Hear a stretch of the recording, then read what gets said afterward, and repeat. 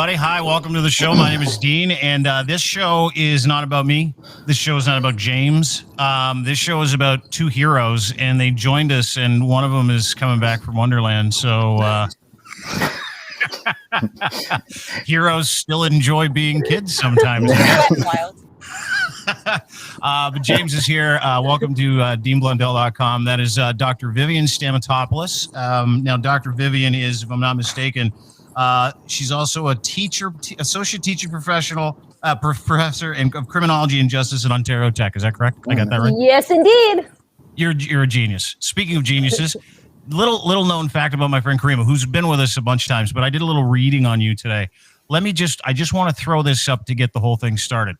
Caryma articled at a top-tier Bay Street University litigation boutique. She had an opportunity to work under blah, blah, blah, 5 banks. She hated it. She also graduated cum laude from the University of Ottawa, where she was ranked first out of 265 students, English common law during her first year, and received several prizes for academic excellence. She was awarded an Ontario Graduate Scholarship in support of her master's research on the intersection between law and identity, politics, and gender-based violence. Then, in her spare time, she likes to watch professional wrestling.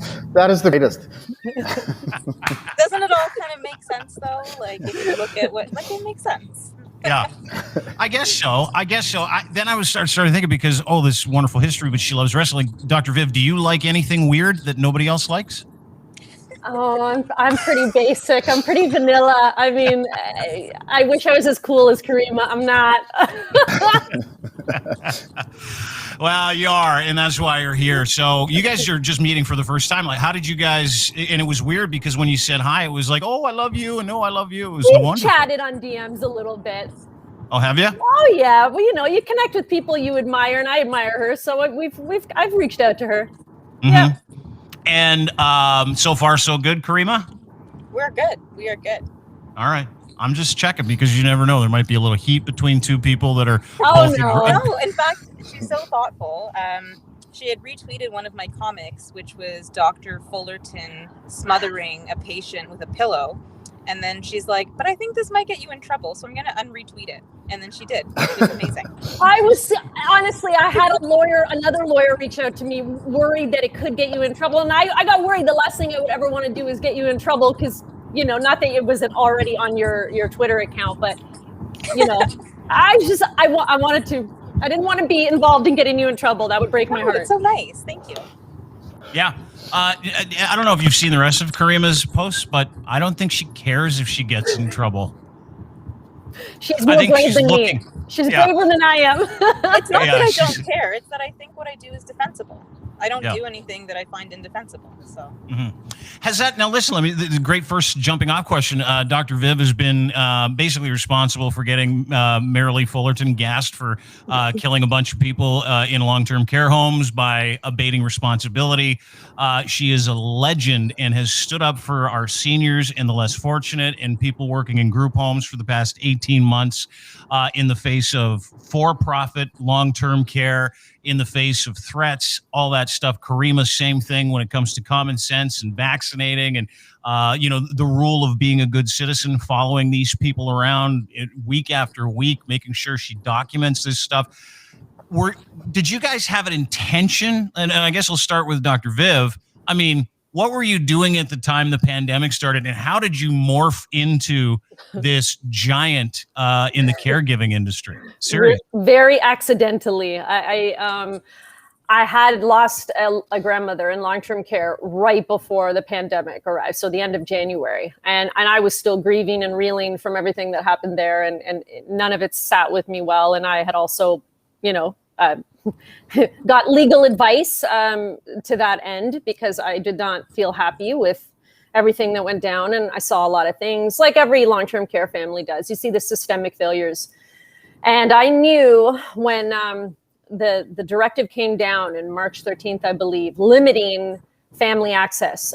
That's when I started speaking up because I knew how devastating that would be. Not only the confinement, but the care that would immediately be taken away from these residents because of the care gaps, frankly, that were being filled in for these families who really constituted a hidden workforce in long-term care and have for decades, amid underinvestment and increasing privatization. So I just started being a loudmouth. as I've always been. When I just how I'm built. If I see something I don't like, I say something. Is it see something, say something? That's my personality. And I just started talking about the problems with this, writing some op-eds.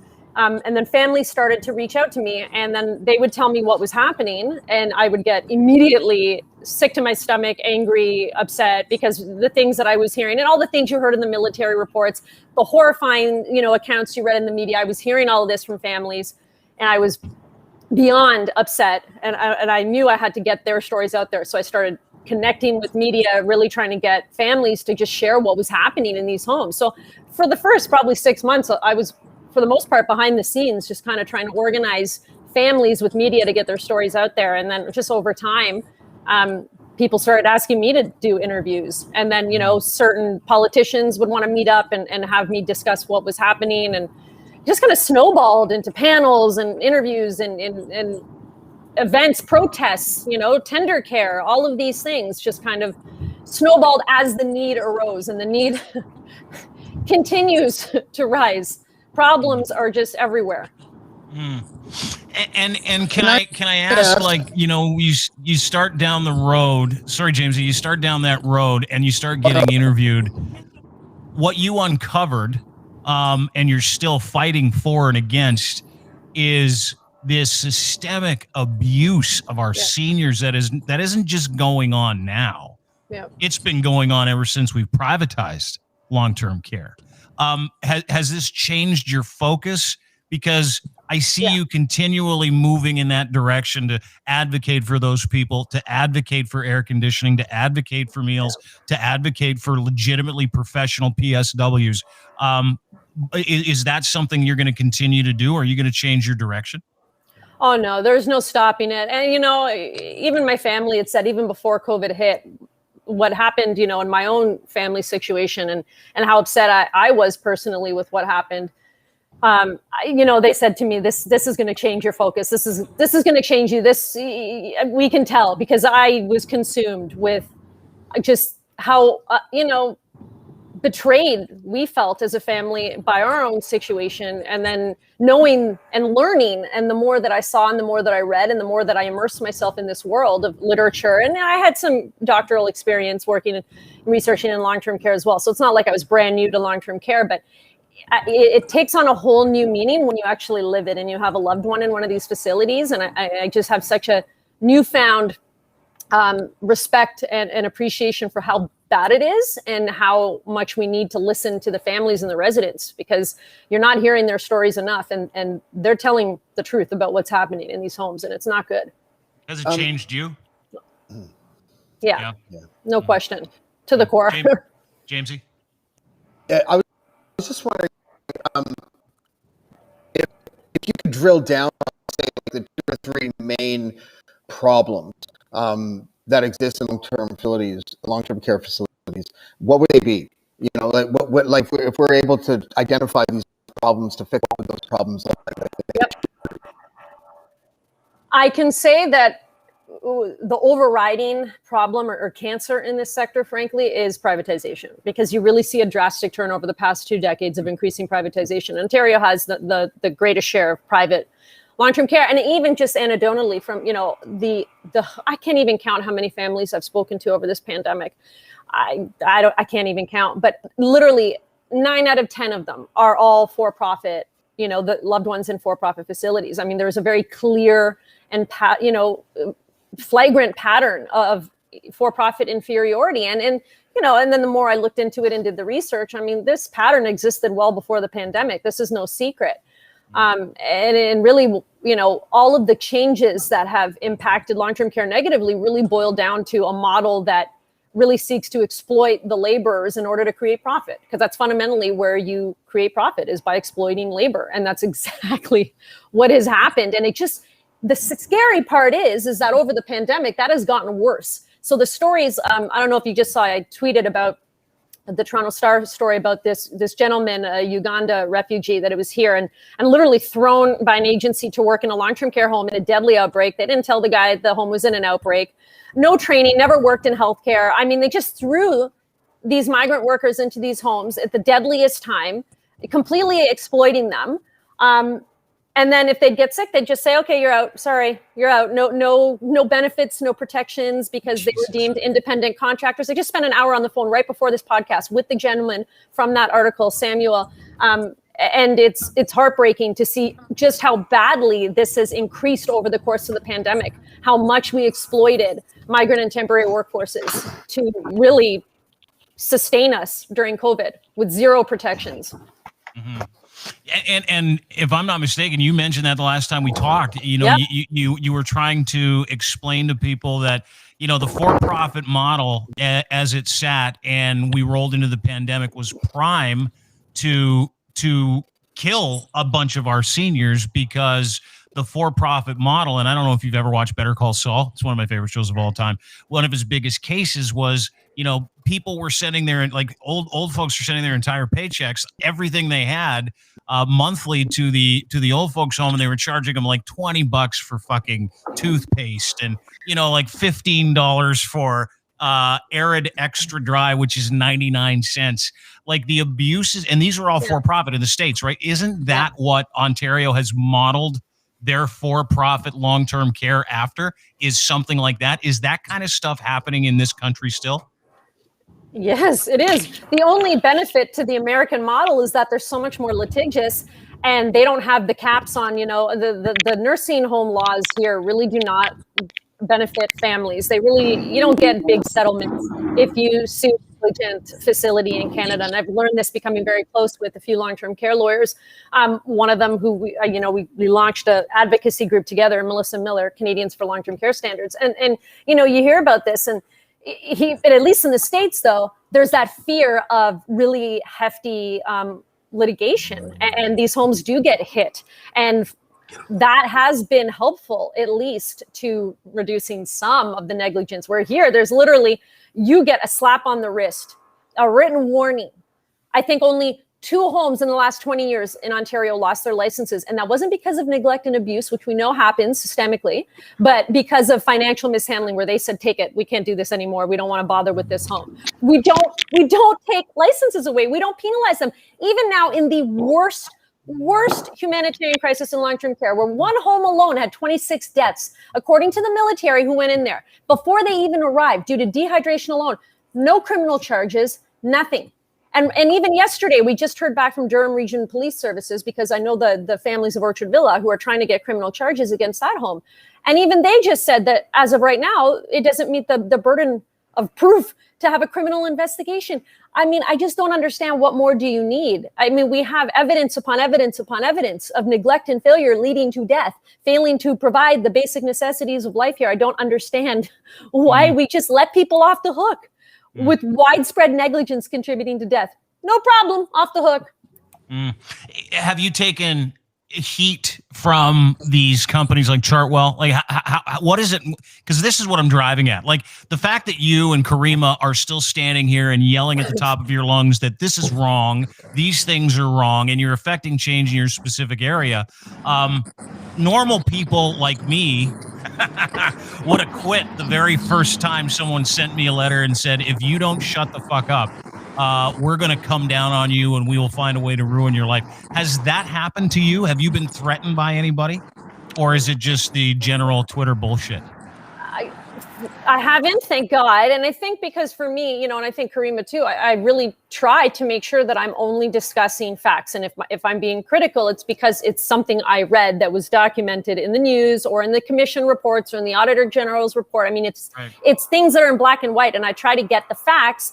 You know, I don't just spout off opinions. And I think that's why, you know, much to the chagrin, I'm sure, of many of these facilities, that I haven't gone away, and why people still want to hear what I have to say, because, you know, what is it? Some of my friends joke with me, you know, I come with receipts. I don't just bring opinions. I have facts, and I do my reading, and I do my due diligence. So thankfully, no, and just the Twitter bullshit. Yeah. I noticed that with the PSWs, and Caryma got a lot of that. Caryma, who's now fully masked up. Batman, she's back in her place of work. Are you back at work, Caryma? Is that where you are? You there? Oh, she's frozen. She's in the elevator. Is she? Is she getting the elevator? She'll call back. She looks like $1 million there, though. Like, that is a responsible citizen, right?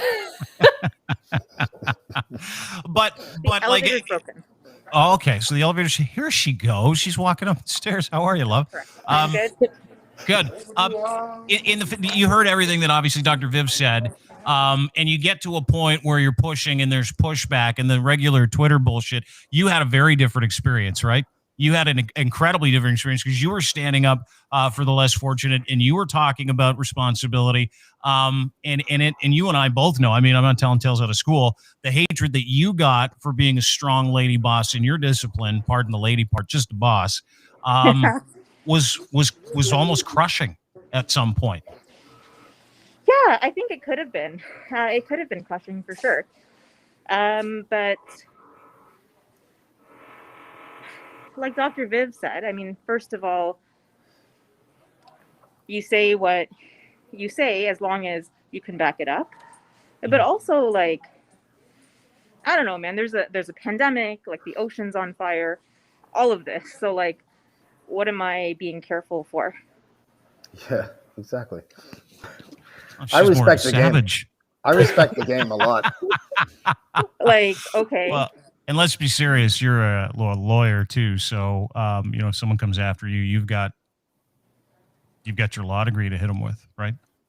Well, I mean, yeah, like what that kind of equipped me with, which is not many people can comment on the origins of property rights in English common law, and also how many times was H intercontinental champion? Like, just an amazing thing in and of itself, right? A diverse skill set is what I have applied for. Yeah. But is it? Did you learn something about yourself through this process, Caryma? Because you've changed a little bit. Like, obviously, your focus is changing too. We just talked to Dr. Viv about it. You're carrying on as the ED for Normal, a cannabis advocate. You're, a housing advocate and expert. But more importantly, you kind of turned into a reporter. You kind of looked like Cam Woolley, only with better hair. That wasn't the intention, and that kind of happened as time went on, and as I gave. Or it was even, I tried to be more thoughtful about what I was doing and the ways that I was doing it. But yeah, I think I'm learning to care less what people think, because that's like a pathology almost. And we're conditioned to really care about that and care if people think you're nice and care if people like you. And that's inhibiting in a lot of ways. And that doesn't mean go be an asshole, which is something I've observed a lot. Sorry. But I think it is, I don't know, it's liberating in some ways to care less about that. And it's impossible to care when you're getting the level of vitriol that I've received. And, it is targeted in specific ways. It's often racist. It's often sexist. And not having to take that to heart has given me thicker skin, I think, is probably the best way to put it. Did you take it to heart at first? Hard not to. Mm-hmm. Yeah, a little bit. And then, at a certain point it was, do you think, okay, I'm going to lean into this, because actually being a lawyer is good training for having people not like you. Everyone hates you all the time. Like, the other side hates you, your client hates you, the judge, like, okay, so I'm leaning into this now. Do you think that you become desensitized to it? Do you think you become desensitized to it, or do you think that you're just looking at it from a different perspective now? It's probably more of the framing. And I can't say that I frame it that way all the time. So, I'd be lying if I said certain things didn't bother me, and they do. But yeah, I try to look at the bigger picture, I think. Mm-hmm. Yeah, but where you tell yourself it's just Twitter. By the way, this is Caryma's closet that she's broadcasting from. She's a thing for purses. This is like, I'm advertising here. These are my neighbors. They've been here for like 23 years. If you need purses, come down to the conference center. We got you covered. I feel like a phone number is going to scroll across the bottom of the screen. I thought that was your personal closet. I thought that's it. Now I'm going to get Dr. Viv to go into her shoe closet and show us her stuff. I do have a lot of shoes. Slide, so I miscalculated my timing a little bit. But anyway. Oh, no worries. No worries. We'll let you get back to the office because I want to keep talking about it. Does that closet look familiar, Dr. Viv? I don't know what you're talking about. Oh my God, that looks honest to God like my ex-girlfriend's closet. That was that's all I could think. I was sitting there literally listening to her, watching her talk around those purses, and I'm like, "You sure you're not my ex-girlfriend's walk-in closet?" Anyway, no, the reason why I wanted to talk to you guys, it wasn't just about these experiences, but it's about what you've been through in your evolution, right? Is there anything that you would take back? Because listen, you guys have had literally 18 months of running the conversation in your specific disciplines. I don't think I'd take anything back. I don't think I would take anything. I mean, there's a couple moments where maybe I've tweeted something because it's a tough balance sometimes where I want to make sure I'm presenting the truth, even if it might offend some people. So I say that what stands out to me recently is if I post about, for example, of late, the fraudulent PSW certificates and then the PSW who was mocking, residents in the disgusting TikTok shame-a-thon that she held, which they have never apologized for to date, by the way. Zero accountability, like the entire sector. Bad actors just continue to get away with what they do.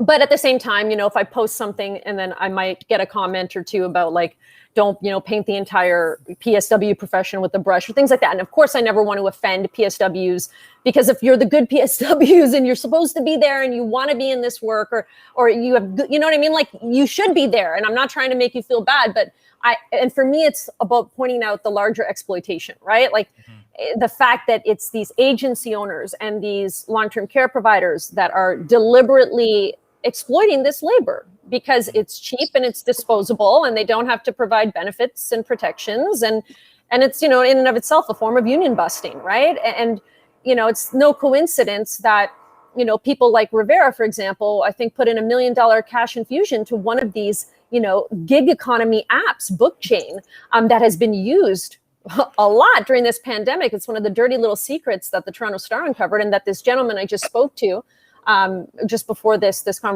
our conversation, actually got that job through his BookChain. So, this is what I'm trying to point out to you, but invariably I might offend someone and not mean to, and that's the last thing I want to do. Cause we're human. I don't want to hurt anyone's feelings. That's not what I'm here to do. Okay, correction. I might want to hurt some people. Don't want to hurt the bad actors. I maybe wanted to hurt Minister Fullerton's feelings a few times. I didn't feel bad about that. I was okay with that. I trolled her a little bit. I'm sure she has a picture of me in her basement that she targets practice to. I'm sure I had some fun names with her, that got some laughs that I'm sure she did not like. So, things like that, I don't feel bad about. So going after, in my opinion, people with power that aren't using it in a way to help, I don't feel bad offending them. But do I want to offend any of the families, any of the workers? Oh my God, no. So, it's a fine line. Yeah. Fine line between, and I love how honest you were there too, right? Go ahead, Jamesy. Go ahead. I wanted to know if people that aren't all that familiar with the problems that exist there, if we can point to like a piece of legislation, a specific piece of legislation that like watered down that a person had to have to be working in one of these places, or if it's just like simply if they fall under being a private business, then there are no regulations. Did something happen, or has it always just sort of been ever since privatization came? That was just one of the one of the piggybacks of privatizing abilities.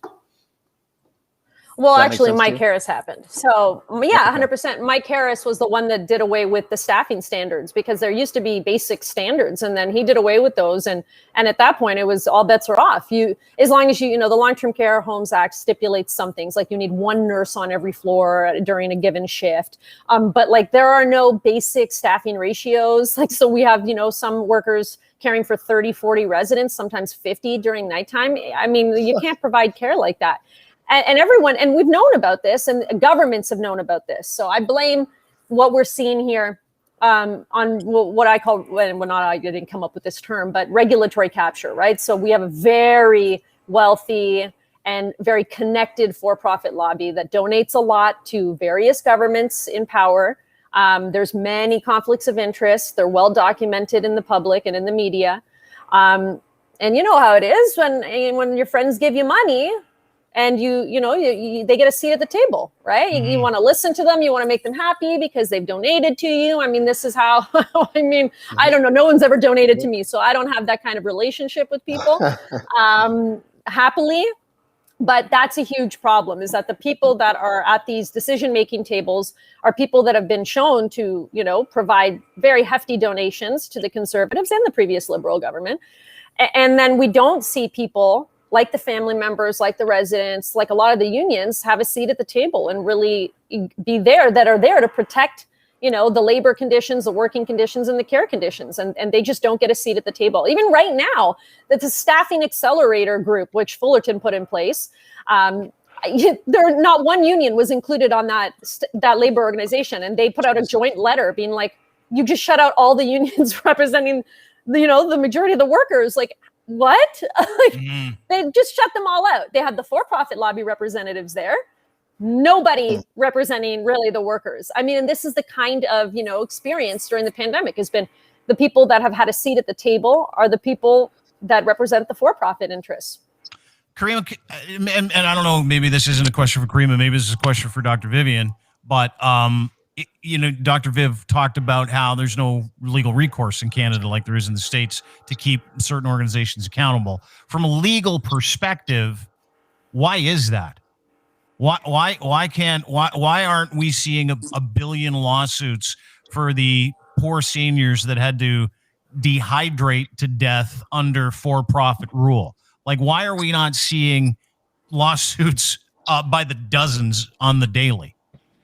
So I'll, with the caveat that this is outside the area that I practice in. So I'm basing this on kind of news reports and my understanding of what the legislation is. But the Ford government actually introduced a bill to limit liability for, or that would effectively limit liability for long-term care providers, because it requires such a low, there's such a low threshold. You have to make an honest effort, or I know. You don't even have to be complying with the rules to be successful. So anything short of basic like criminal negligence, doesn't qualify. Now, in fact, some of this may be criminal negligence. And so I'm aware that Diamond and Diamond, for example, has a lawsuit, a class action representing families of people who passed away or developed like serious complications and problems. But the short answer to your question is the government built a liability shield for its friends. Yep. Oh. Yeah, that's exactly what happened. They built that shield as far as I remember, and correct me if I'm wrong, because that could be, but didn't they build that for all essential services related companies? Yes. It's much broader than just long-term care. That's correct. And so I'm thinking of that in relation to Dean's question about why families aren't suing. So some families are suing. I gotcha. But in this context, it becomes quite an onus for the families to prove. Yeah. So the deck is stacked And if there ever was like an essential service that could have used an exemption, it would probably be long-term care facilities, right? Like they're not construction workers, Right. Dr. Viv? Yeah, I mean, all the experts were saying, listen, like obviously this was catered towards long-term care because this is where the vast majority of the deaths are happening. This is where we see the neglect and abuse happening. And this happened also at around the same time where a lot of these insurance companies were threatening to not renew their insurance, and you can't operate a long-term care home without insurance. So this also placated the homes to keep them open, right? So it was kind of dual purpose to protect friends and to keep their licenses and their insurance, because by saying Well, okay, you can keep insuring them because even though people are dying, they can't be sued for it. It's horrifying. Families can still sue, but keep in mind now they have to prove gross negligence, where that's never been the precedent. That's precedent setting. Before it was just negligence you'd have to prove. How is it possible, though, Dr. Viv, Caryma, Jamesy, how is it possible that all the pictures of, like, pardon my language, piss bags spilled all over the place, a piece of toast thrown at a senior, crying to get out to get some fresh air, dying in a pool of their own vomit, and feces. How the fuck is that? Does that not meet the burden of proof and criminality? Can you explain that? Well, it might. So it hasn't been litigated yet. And I misspoke. It's not criminal negligence. It is, I think, gross negligence. But quite possibly it does meet the standard for gross negligence. So we will wait to see, whether it plays out in court or maybe they reach settlements. But just looking at the military reports, like that's not an oopsie daisy. Yeah. What was in? You're gonna have to forgive me, Dr. Viv. What was it? I'm sure you've read the military reports, but like, how damning was it? Oh my God! Horrifying! I mean, choking deaths because they were force feeding residents lying down because there wasn't enough time, so they had to run, and try to feed people. But you can't force feed and rush when you're feeding seniors because they take more time to eat for a variety of different reasons. And people died from dehydration. People died from choking. People. Very serious injuries from people falling, being left on the ground. I mean, when you're a senior and you fall, I mean, that could be deadly, right? So, very serious head injuries, hip injuries, people falling, not being provided care, being provided wrong medications. And just from a humanist perspective, it was riddled without the military reports that they didn't even have the proper medication to reduce and to provide oxygen. And these people were gasping for air, dying in the worst possible ways, whereas they could have provided this support in the hospitals. But, hospitals were pretty much telling them, and nobody will admit this, but there was some, reports that suggested that this was happening, that they were, saying don't send the residents to the hospitals, or the homes were trying to dissuade families, even when they were begging to have their loved ones sent to the hospital because they knew they weren't getting the care they deserved in these places, and they wouldn't send them. So they died without medicine to help, alleviate their pain, without oxygen. I mean, in the worst possible, the most upsetting kinds of deaths with nobody around, none of your loved ones, sometimes nobody at all, anywhere. And you tweeted yesterday something that was shocking to me. It was a woman's tweet where she said, I'm double vaxxed. My mom's double vaxxed. This is as close as we could get to her. It's between a window and there's 20 feet on either side. And that woman hadn't been hugged by a family member in 19 months. 19 months. So why are we not is this just over? All of it considered? Like, I mean, that's just another thing. All of it considered. When will it change? Oh my God. When are these people getting fucking air conditioning too? Oh my God. I know. Don't even get me going. I mean, I had one conversation with Minister Phillips so far. And the half an hour I had, my God, I don't think I stopped talking. I hammered him with all the ways that we have traumatized these families and these workers, and how you need to make amends and you need to do something now, because I mean, you've had 15 months.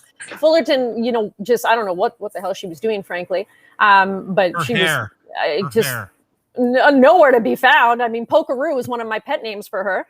She'd pop up every once in a blue moon, and you'd be like surprised if she was still alive, because by the way, pretty sure you got her fired. Pretty sure you got her fired. I don't, what the sad part is that, and I'll be honest, this is a concern of mine right now, in the lack of, being able to see any change as of right now. I mean, granted, he's been in the role 2 weeks, but then I wonder, and the cynical part of me wonders, is that, was this a ploy just to delay action, right? Because then you put someone new in and, they have to get acclimated. They have to learn the situation, blah, blah, blah. But we all watched, we all saw, we have a million reports saying what needs to be done. They all repeat the same things fundamentally.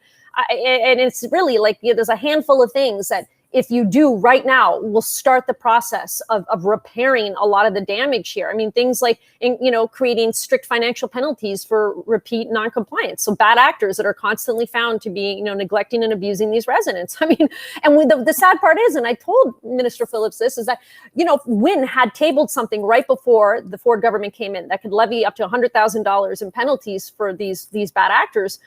It's there. You just need to pass it. It's there. You don't have to create new legislation, or you literally just put in a regulation in the Long-Term Care Homes Act saying, if you have, at any time you repeat the same noncompliance, you have to be hit with $100,000. That one thing would go a world away to getting, these bad actors to change their ways. Because you have to speak their language, and their language is money. Unfortunately, you can't appeal to ethics and human decency, because they all saw what happened. And none of these CEOs never stepped foot into these homes. Fullerton, in her entire time, hadn't stepped foot into a home. I had Sue-Ann Levy actually get confirmation on that. So I think it was over a year into the pandemic. And, good for Sue-Ann for asking the question. She was the LTC minister, and never right? once stepped into a home. Wow. How do you know what's happening? And the worst part is, and what really irked me about her, is that she would have the audacity to give media and say that there's disinformation coming from the media, or don't believe what you hear. And literally what you heard was me. So you're effectively calling me a liar. Okay. But the fact that pisses me off is that I'm telling you what families and the staff are telling me. This is not and everything we said came to unfold, as we said, like with the Roberta Place was an example, and tender care. We were telling them things are bad inside this home and you need to get help right away. Send the military. It's going to get bad.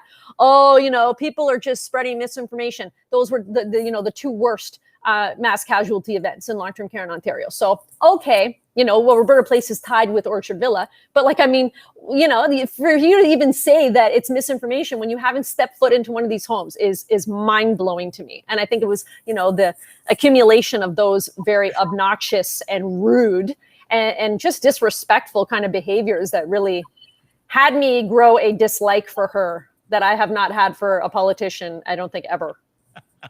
No way. Yeah, it was fun to watch. Like, I got to tell you, between you and Caryma, I don't know who Doug Ford hates more. I really don't. And every meme that you guys share, and every one of Caryma's cartoons of Doug doing something completely fucking ridiculous, you guys do know you're on his radar, right? Like, both of you are on his radar. You guys, because I've heard from people that know him, that know you, and I want you guys to know firsthand, according to Doug Ford, you guys have been a massive pain in his ass. Really? I know I've been a pain in Fullerton's ass. This I know. And I have been, tipped off early on in the pandemic that they were monitoring my tweets. And I had a conversation with Rod Phillips's chair, which I'll give them. At least they open up a line of communication with me. Will it lead to anything? I don't know, but at least we're talking. And I spoke to his what is it called? The person who runs his. I can't remember. No, he's a gentleman, Blair Haynes.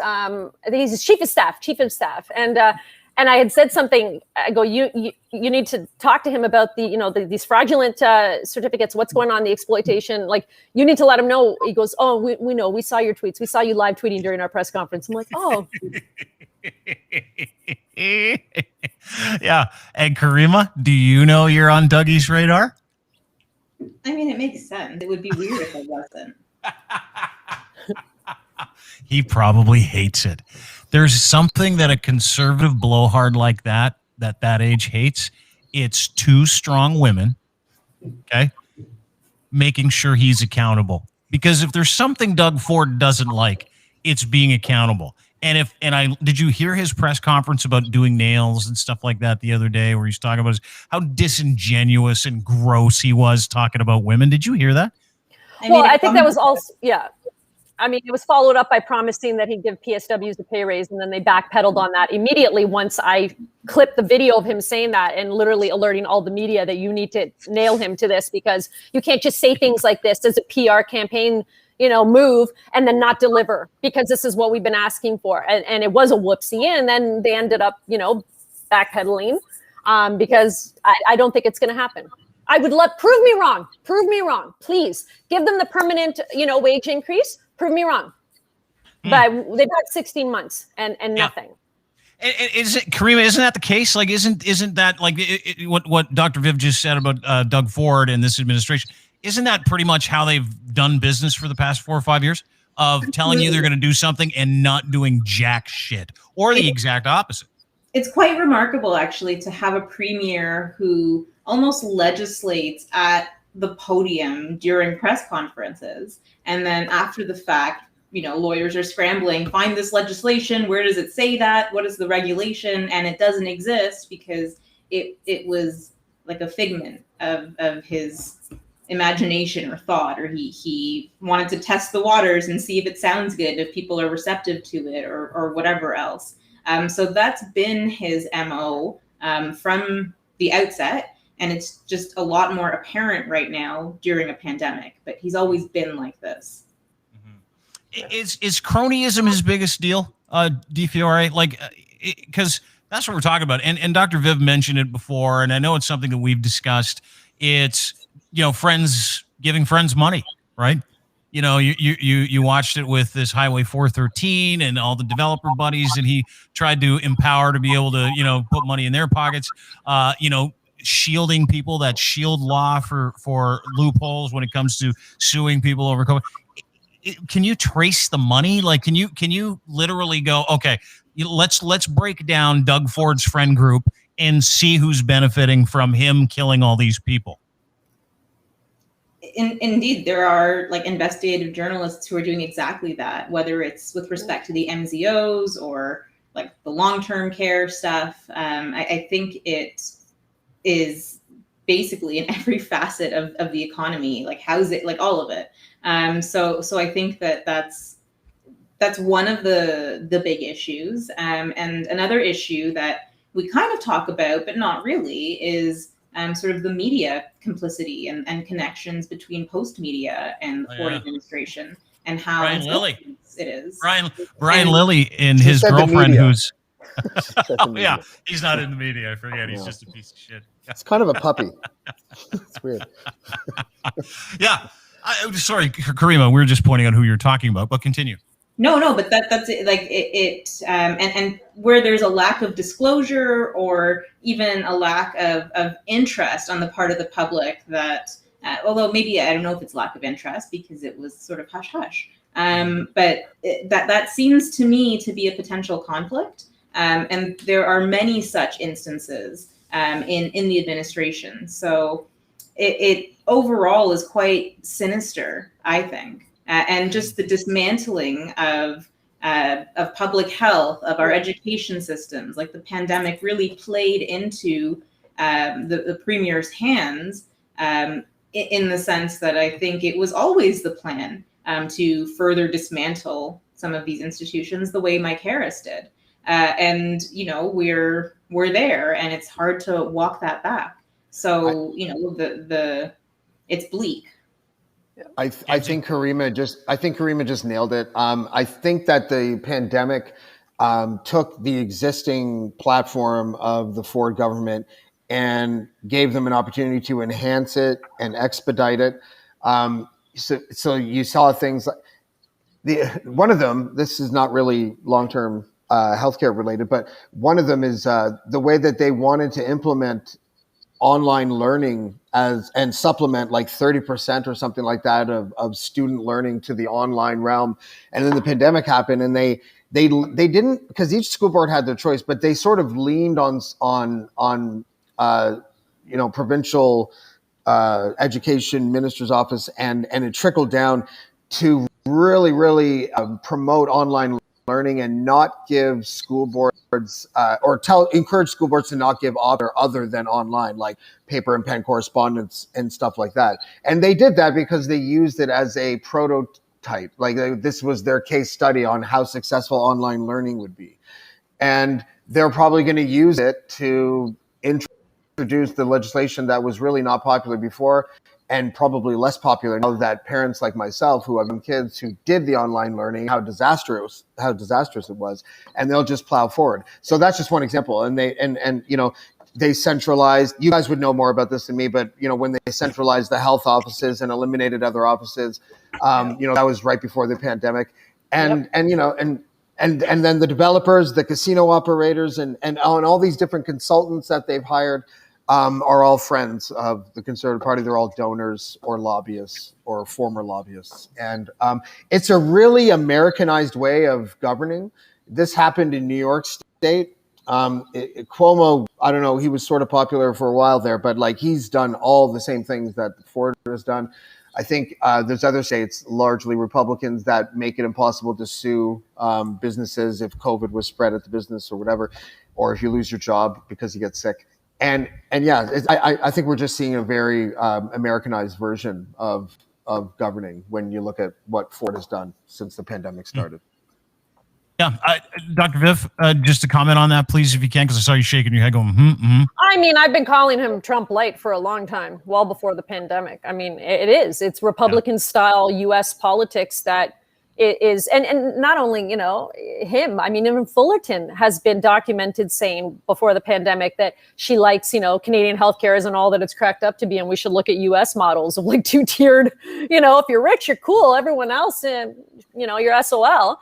So their affinity to privatization and really only looking out for the wealthy people. I mean, don't give me this. You're looking out for the little guy, because that's the opposite of what your policies are actually engendering. So it's been really frightening to watch this entire government. And I've been watching since they took office. And I've, even given other, academic talks on the cutbacks you were just talking about centralizing, Healthcare Ontario. And that was a big mistake.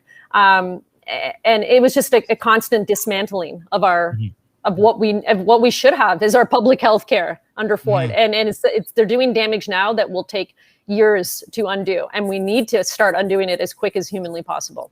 Can you draw a straight line from Fordsey to Chartwell? Can you draw a straight line from Fordsey to some of the people that are still abusing the system at the expense of some of our seniors and people in group homes?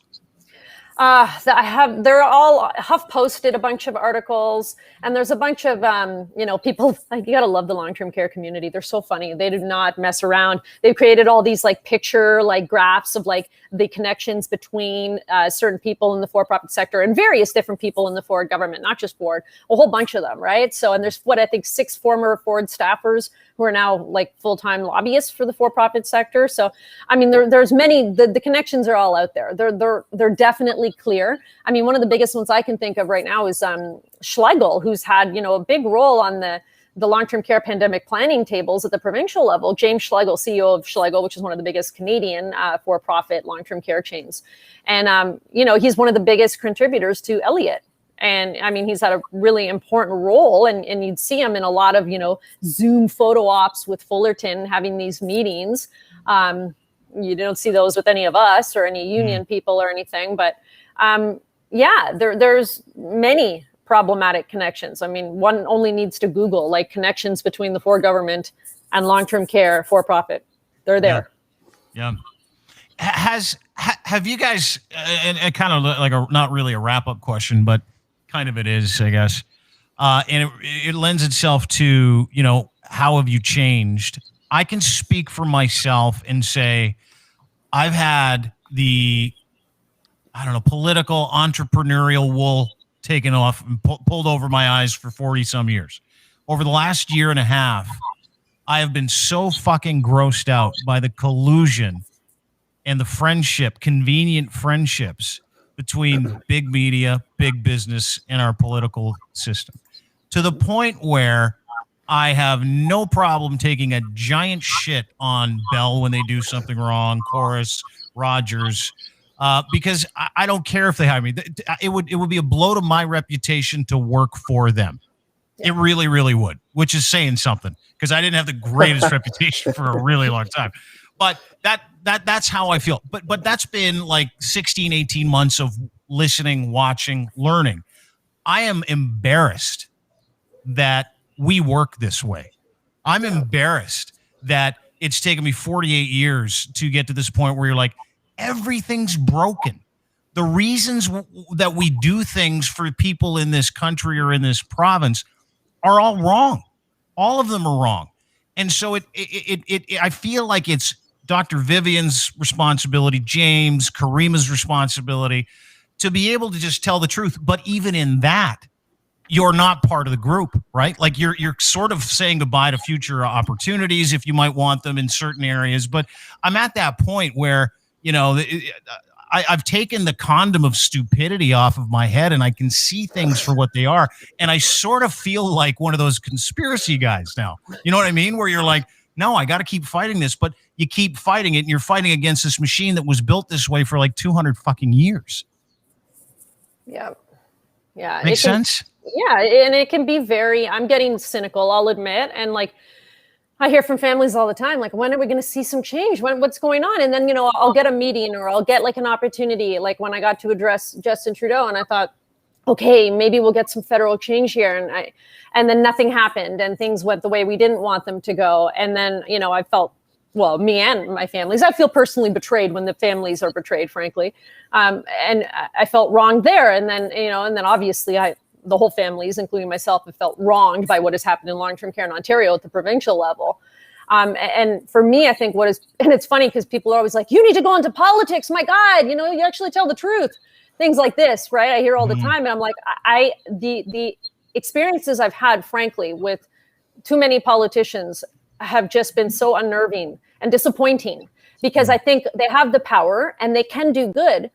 And there's just no courage or political will to do the right thing. And is it because of all these conflicts of interest? Probably. Or just zero interest in seniors' rights and care and doing the right thing? I'm sure it's a lot of, you know, both of it. But it's been, you know, frustrating to keep saying the same things and not seeing enough progress because I'm an impatient woman naturally. And I don't like how long it's taking to get anything done. Well, just to do the right thing, right? Like you would do the right thing. Right. And it's not hard. Like this, just do the right thing. My God, what if this was your mother? What if this is your grandmother? Like, just do the right thing. I mean, it makes you lose your faith in humanity. But then I listen to the families and I listen to the workers and you need to keep going because there's not enough people shouting as loud all the time. Caryma, you feel the same way? I think, you talk about the condom of stupidity. And for me, I think that was not appreciating the interconnection between politicians and journalists and even how small the pool of media is in Canada and how politics is intergenerational in some families and households. And so we have these political dynasties that exist and complacency, I think, as a result. So I don't think that the politicians are going to save us.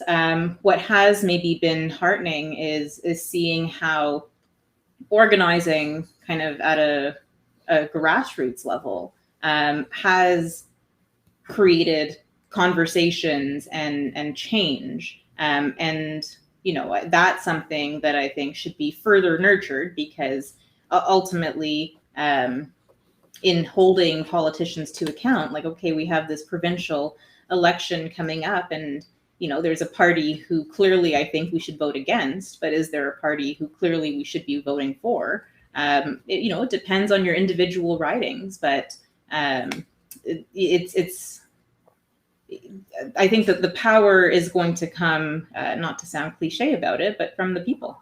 Mm-hmm.